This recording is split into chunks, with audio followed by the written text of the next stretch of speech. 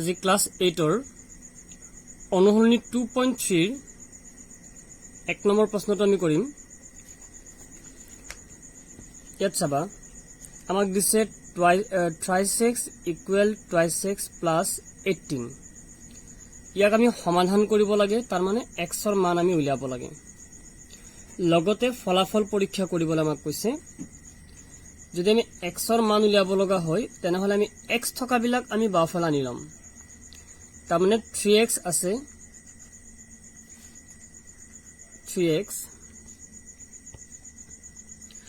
2x সমান চিহ্নৰ সোঁফালে আছে প্লাসৰ, আমি তাক বাওঁফালে আনিম, হ'ব মাইনাসৰ। x থকা দুইটা আমি সমান চিহ্ন বাওঁফালে আনিলো, সমান চিহ্ন দি সোঁফালে 18 আছে, আমি 18 লিখিম। এতিয়া এই দুটা সদৃশ দুইটা x থকা, গতিকে বিয়োগ হ'ব। 3টা xৰ পৰা 2টা x গলে থাকিব এটা x, সমান কিমান থাকিল 18, গতিকে এটো xৰ মান ওলাই গল। এটাকে নিৰ্ণয় সমাধান x ইকুয়াল 18 আমি সমাধান কৰিলো। এতিয়া যদি আমাক ফলাফল পৰীক্ষা কৰিবলৈ কয় তেতিয়াহে আমি এখিনি কৰিম, আৰু অকল সমাধান বুলি ক'লে ইমানে সমাপ্ত।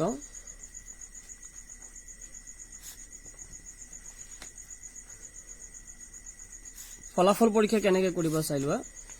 ফলাফল পৰীক্ষা কৰিবলৈ আমি লেফট হ্যান্ড সাইড লম। লেফট হ্যান্ড সাইড মানে হল বাও পক্ষ। বাওঁফালে কি আছে ট্রাইসেক্স, আমি ট্রাইসেক্স লিখিম সমান। মনত ৰাখিবা 3 লগত x পূৰণ হৈ আছে, আমি পূৰণ চিন দিম।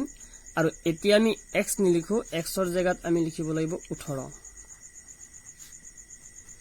3 8 গুণ 24ৰ 4 থাকিল 2, 3 গুণ 3 আৰু 2 হল 5। আমি বাও পক্ষত আমি পালো 54। এতিয়া আমি রাইট হ্যান্ড সাইড কৰিম, মানে সোঁফালটো কৰিম। এতিয়া সোঁফালে আছিল আমাৰ 2x plus 18, 2x plus 18 2 into xৰ জায়গাত লিখিম আমি xৰ মান পাইছিলো কিমান 18 পাইছিলো, 18 লিখিলো প্লাস 18। এতিয়া মনত ৰাখিবা পূৰণ চিন যোগ চিন যদি একেলগত থাকে আমি পূৰণৰ কামটো আগত কৰিব লাগিব, পিছত যোগ বিয়োগৰ কাম আহে। 18 দুগুণ হ'ব 36 যোগ আহিল 18।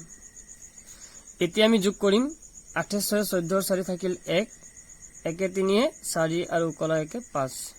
তাৰ মানে আমি কি পালো লেফট হ্যান্ড সাইড কৰি 54 পালো, আকৌ ৰাইট হ্যান্ড সাইড কৰিও 54 পালো।